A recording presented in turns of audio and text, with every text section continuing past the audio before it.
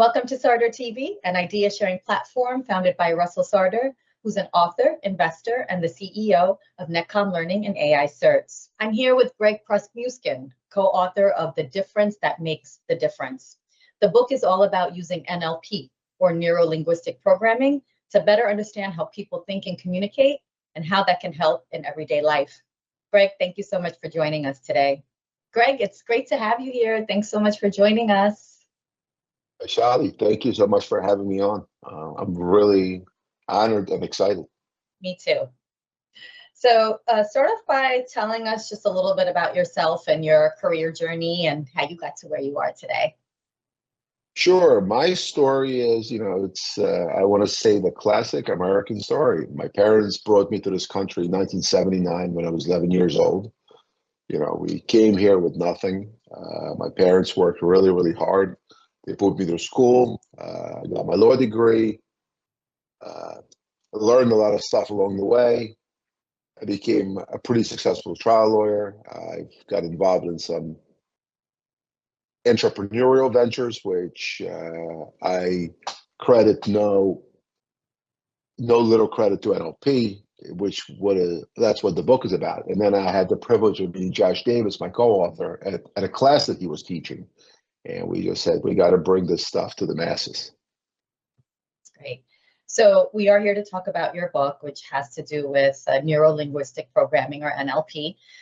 Tell us exactly what is neurolinguistic programming and how does it differ from other tools for change like cognitive behavioral therapy or coaching? Of course. It's a great question because what NLP does, it's a technology that was developed in the 70s by two guys on the West Coast, Richard Bandler and John Grinder. And one was a sociologist and one was a computer programmer.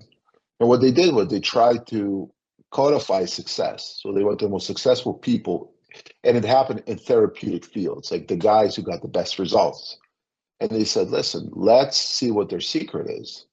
And if we can figure out the secret, maybe everyone else can do it and get similar results. And guess what, Vaishali? People followed their clues and they got similar results. The best way I can describe NLP is, when we're born, we're given this enormously strong computer, but they never tell us how to use it. They tell us, listen to mom, listen to dad, go to school, learn math, learn science, learn to read, but they don't tell you how do you react to life.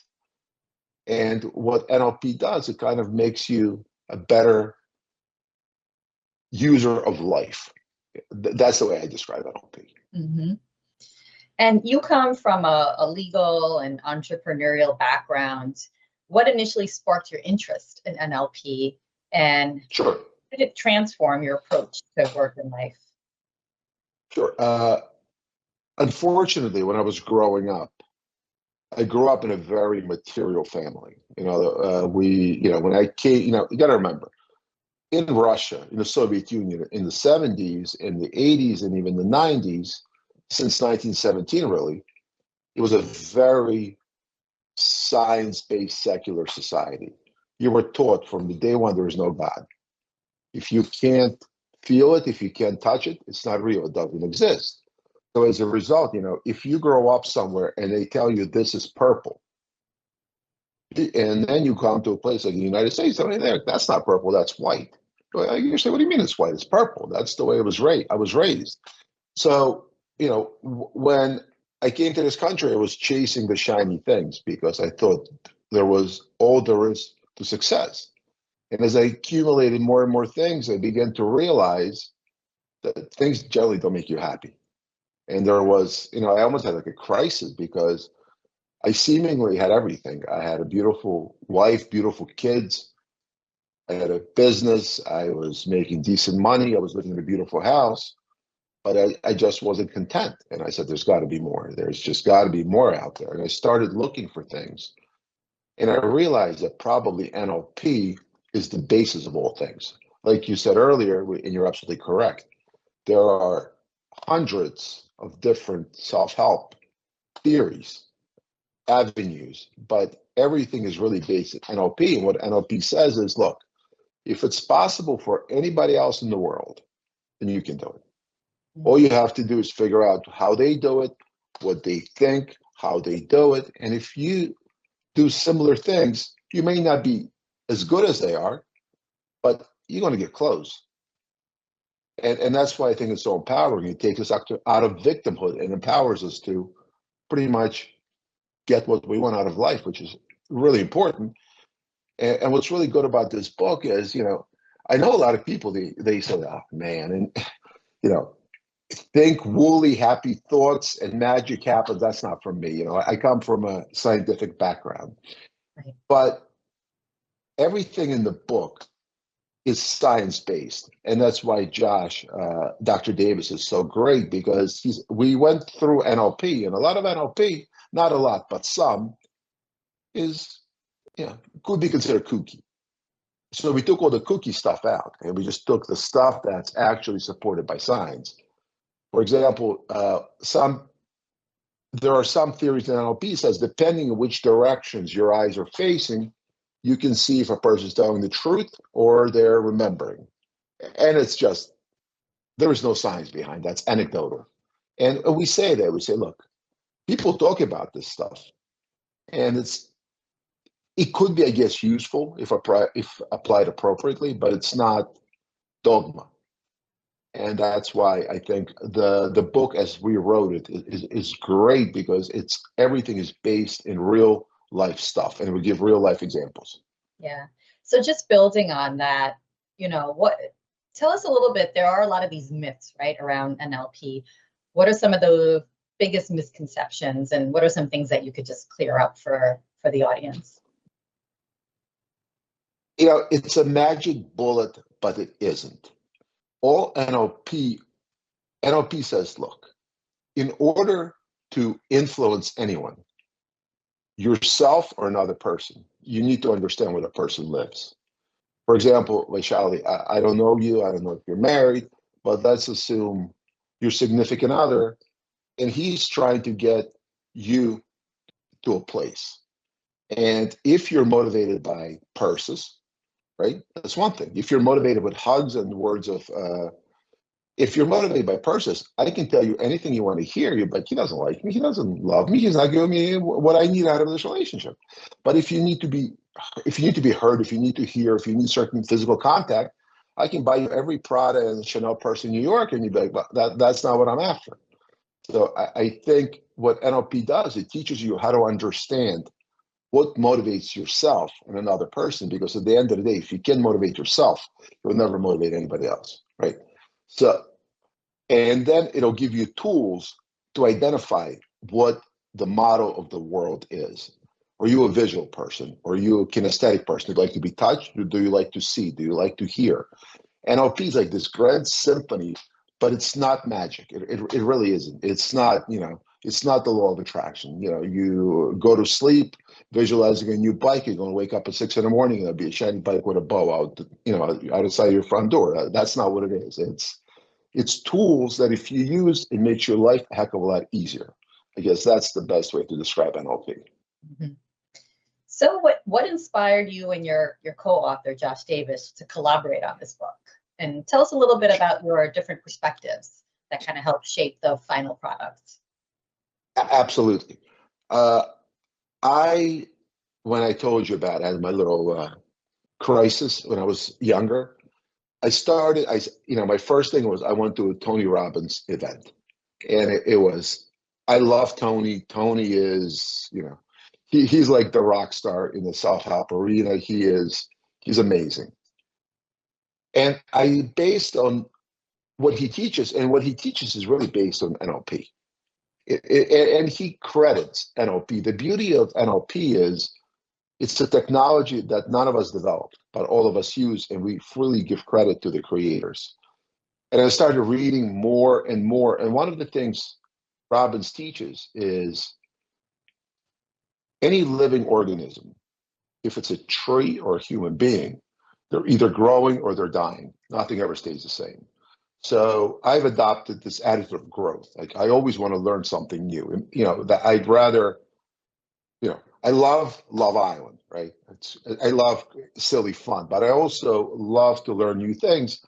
And I got an email that said there is a NLP public speaking class, how to speak and enjoy it. And I speak for a living. I'm like, you know what? If I learn one little thing, it's a success. And Josh was teaching it. There were 3 people in the class, and we broke up into sessions. Josh and I were riffing back and forth, and we were talking. And he's like, I'm really ready for something new, like a new challenge. And at least in the legal field, people talk about NLP, about like this mystical, magical, ethereal mist in the world. And if you use it, you can, achieve miracles. And I said, what we have to do is we have to take this technology and we have to do it for lawyers. We have to explain to lawyers what it is because they communicate for a living. And Josh says, wait a second, why just lawyers? Why not doctors? Why not teachers? Why not housewives? Why not house husbands? This is for everyone. So he said, sure, let's do this. And we started writing, and it was a great partnership because Josh is a really smart guy. He knows the theory inside and out, but I'm an everyday practical guy. I've used the stuff in law, in business. So while we talk about what the theory is, my larger part of my contribution is bringing the stuff to the real world, how it actually applied. And the other thing that I did that I take a lot of credit for, I dumbed the book down for the rest of us, because if it was written the way it was written by Columbia doctor, PhD, it would have been a textbook. And what my credit is, I actually dumbed it down. I said, Josh, we have to like bring it down to levels like guys like me who don't have a formal training. And that's what's special about the book, because most NLP books before this one are very clinical. They're dry. They're manuals for clinicians. And we believe that our book is for everyone. So it's interesting how you guys both came together to write this. Tell us a little bit about a personal story where NLP helped you navigate a difficult conversation or situation and turn that around. Of course, I think what I'd like to give a concept that I use every day, and I think will be helpful to anybody who's watching or listening. In NLP, there are certain core beliefs that sort of you install in the back of your mind, like you would if you had a computer and you wanted to do a document, you have to put it in Word or some kind of a derivative of a word processor. And that's what we do. In our book, we talk about 8 beliefs. There's a lot more, but 8 core beliefs. And one of those core beliefs is nobody does what they do to upset us. They have a good reason, internal reason for doing it. And if you can isolate that reason, you will understand what's motivating the person, because a lot of times what people tell you is not what's happening. For example, I had a situation with my beautiful wife about a week ago.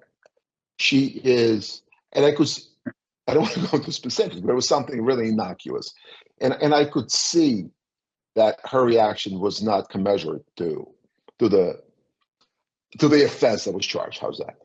So, and I started to understand, where is she coming from? What is her positive intent? How is she being served by this behavior?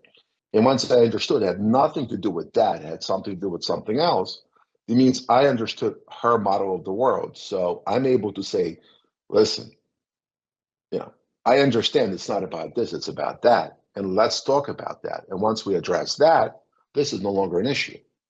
So I think one of the biggest takeaways people will have from this book, whoever reads the book, is you're able to understand that nobody's truly bad. Nobody does anything to hurt us. They're doing what they're doing because it's serving something inside of them. And if we can figure out what that something is, then we're in a better position to lead this person to a better place. And again, and this could be us. Sometimes, like, I do something like, why did I do this? This is insane. This is destructive. It's stupid. Why would I possibly do this? And then I'm like, okay, oh, that's why I did this. So there's got to be a better way to deal with that than this, if that makes sense to you. Yeah, it does.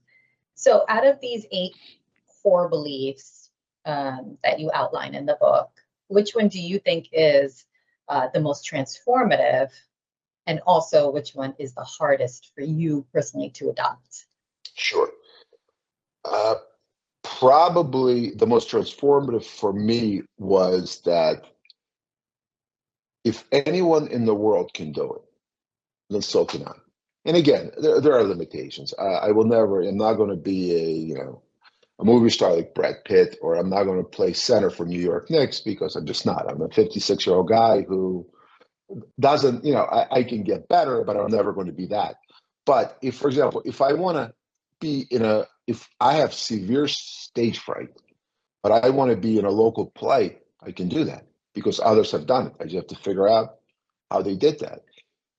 When I started as a lawyer, I wasn't very good.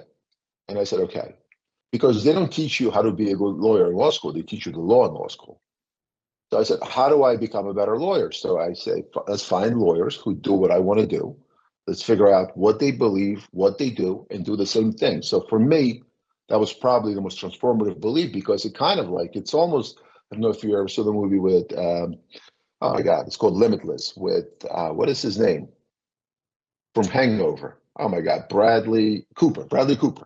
So to me, these beliefs almost make you limitless because there's another belief that says you have in you already whatever you need to take the next step to get there. And it doesn't mean you can do it today, but what it means is if I'm afraid of public speaking and I want to be on stage, then I certainly have the ability to take the first step to go on Google and Google public speaking or how do I avoid stage fright and take the very first step. It may be ordering a book off the Amazon, but there's certainly that's in me to do that. So I can do. And after I get the book, I can do the next step. I can read the book. And after I read the book, I can take the next step and do what it says in the book. So that to me is probably the most transformative. The most difficult for me is probably what I told you a few minutes ago, finding the positive intent, because it's really tough. When somebody pisses you off, you're not sitting there saying, I wonder what they're doing to serve themselves. You're, God damn it, they just did it. And it's really upsetting me, right? So that's probably the toughest one for me to internalize. The book covers mindset before behavior. Tell us about the sequence and why it's so important. Sure. First, I think you must have a well-formed outcome. You need to have a plan. You can't get there if you don't know where you're going, right? So in other words, a best metaphor, and a lot of everyone uses, it's not mine. It's you go on a river and there's a boat. If you get in the boat and you can go one of two ways. You can go with the current and the current will take you wherever it takes you. Or you can take a set of oars and you can row and get where you need to go because you have a plan. So first, you set a plan. So once you have a plan, you have a destination to navigate towards. And we give a set of tools in the book to get you to that destination. But again, if you don't have it, how can you get there? Because you really don't know where you're going. Yeah. Fascinating. Another thing you discuss in the book is pacing and leading. Explain how this works and how you could really use it to build trust in those high stakes moments. Of course. So that, again, and that goes back to understanding where the person lives up here, what their map of reality is, because really everybody has a different map of reality. You and I are in the same interview. I may walk out of there and say, "Oh my God, I tell my my wife, my kids, I had the best interview. It was great." And you think, "This guy's the worst." I didn't know what to say. I was just sitting here it was like pulling hair. So everybody has a different experience of reality because we have different filters that sort of tell us, ever go to a party, you have a great time, your significant other says, that was the worst party I've ever been to. It's just what you focus on. So once we figure out where that person lives, we can talk in their terms. Once you're pacing them, you're speaking to this person, you're meeting them at their place of residence, I guess, internally. And then you build rapport. It's a lot easier to guide somebody lead somebody to a place if they like you, they're riffing with you, they trust you. If you go, when you're talking to somebody, even a salesperson, if you don't trust the person, you're not going to believe a word they're saying. But if you have a rapport, if you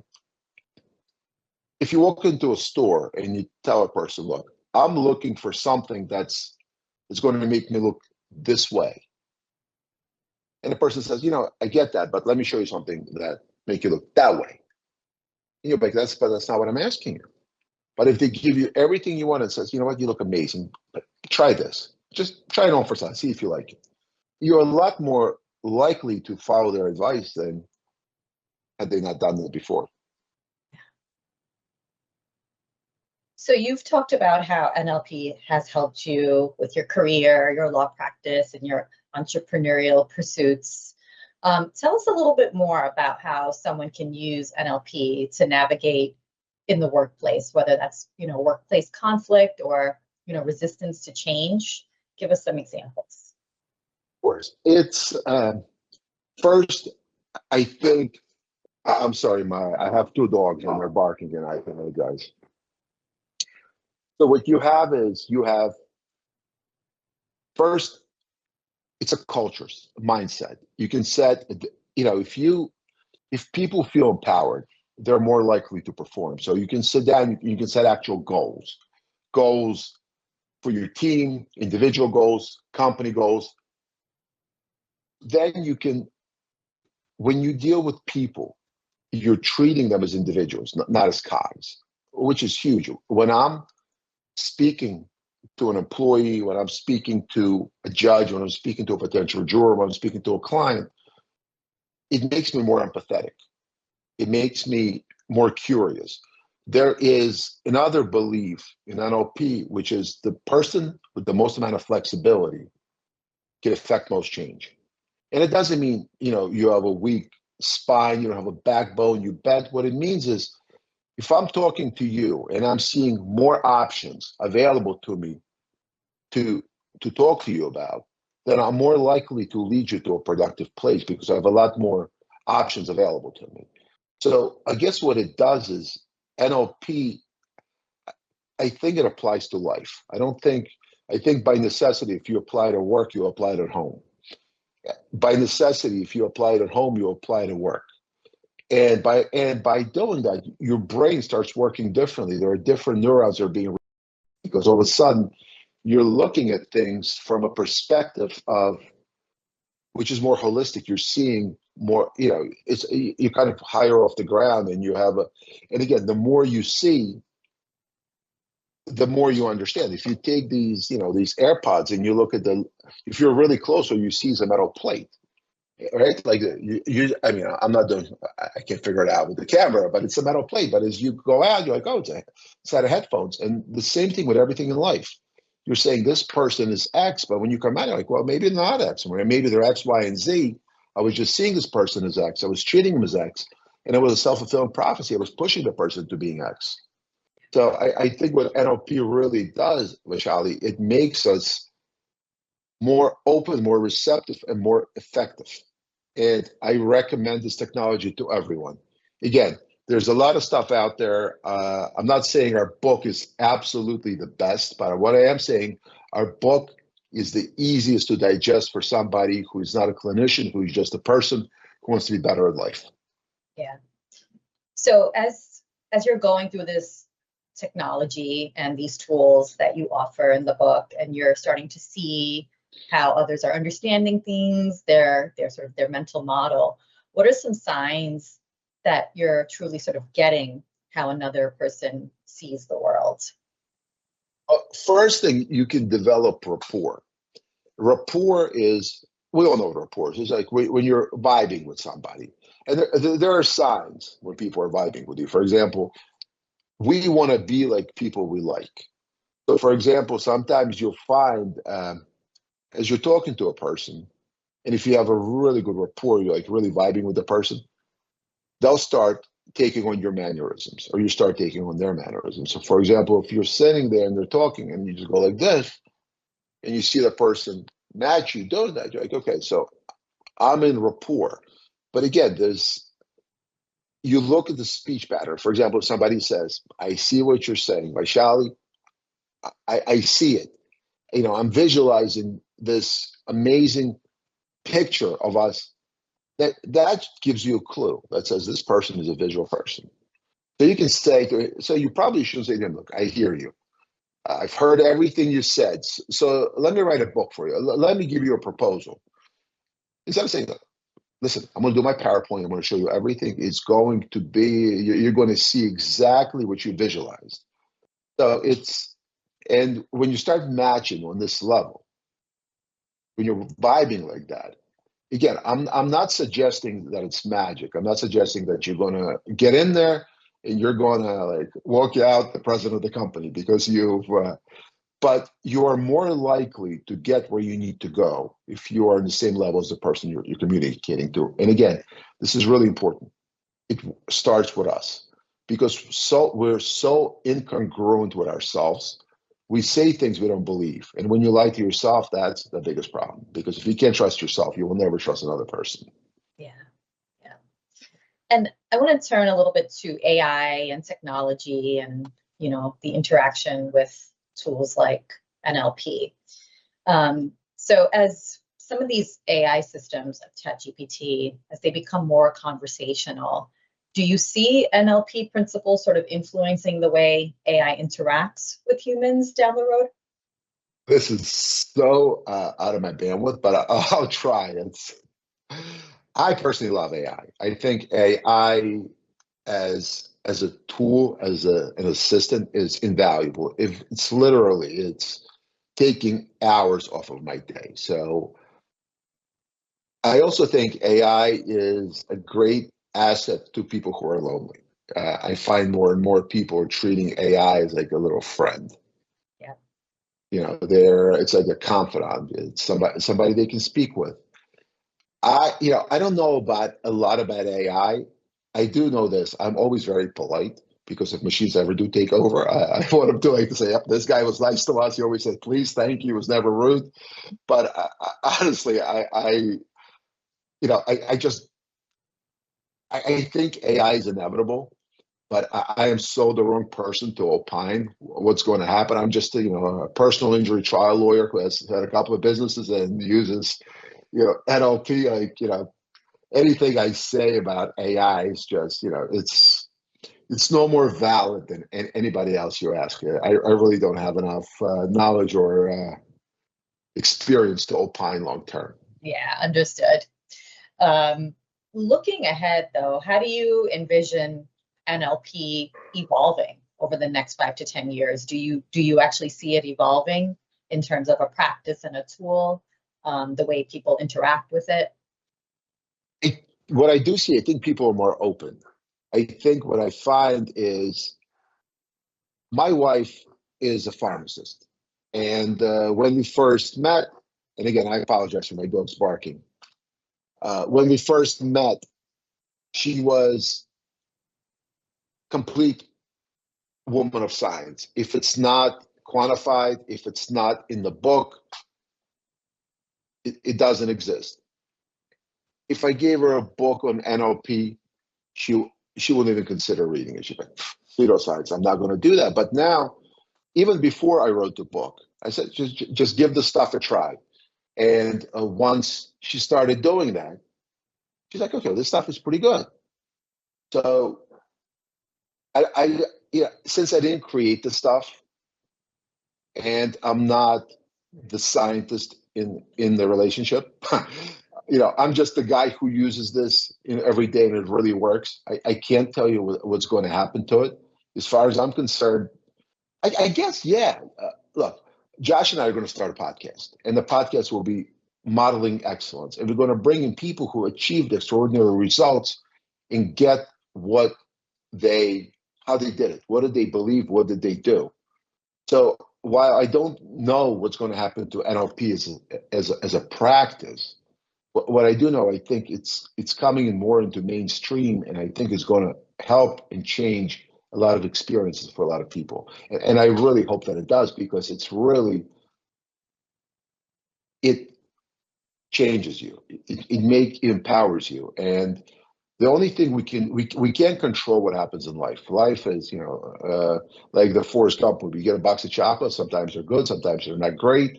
But what this does, it's almost like a Buddhist philosophy. You're like saying, look, life happens, and if you only deal with half of it, the good stuff, you're missing out on the other half. So what this does, it lets you reframe the other half and become fully engaged in life, enjoying the good stuff. And nobody says you have to enjoy the bad stuff, but it's there. So you got to deal with it in a constructive way. And so finally, if someone had 5 minutes a day to practice an NLP principle, where do you suggest they start? The way I did it, and again, I'm going to be very self-serving right now. If I were them, I would buy the book. Each chapter is 5 to 10 pages. And I would do, this book is, I think, 300 pages total, but the last 50 pages is a workbook where you can go and just search for meaning in the stuff that you learn. So it's about 250 pages, really. 250 pages divided by 30, it's about 10 pages a day, maybe a little less. In a month, I would probably read in 2 months. I would read a chapter, and the next day I would apply everything in that chapter. I would read a chapter, apply everything in that chapter. And it's, for example, the first belief is the map is not the territory, meaning that the way we experience reality is not reality, it's just our experience. So walk around and start saying, well, just because I believe that, is that really true? And if you do that, you'll find that a lot of these beliefs that we have are just, they're there for no reason. There's an old story that this man comes to Thanksgiving at his wife's house, and the wife's mother always cuts off the ends of the pot roast. And he's like, why are you doing that? She said, my mom. He asks the mom, he says, why do you always cut off the ends of the pot roast?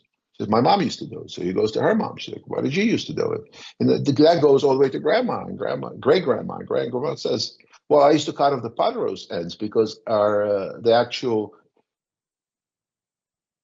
oh my God, the thing that I cooked in it was too small, so it wouldn't fit. So this belief you need to cut off the pot roast was not guided by actual truth, by the fact that the cooking unit was too small for it.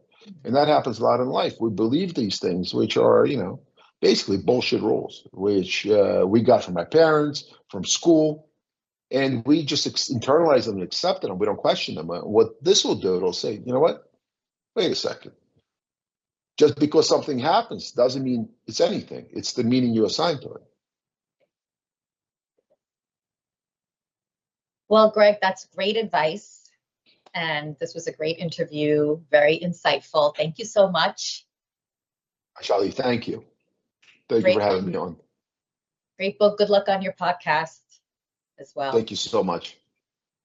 And we'll see you next time on Sartor TV.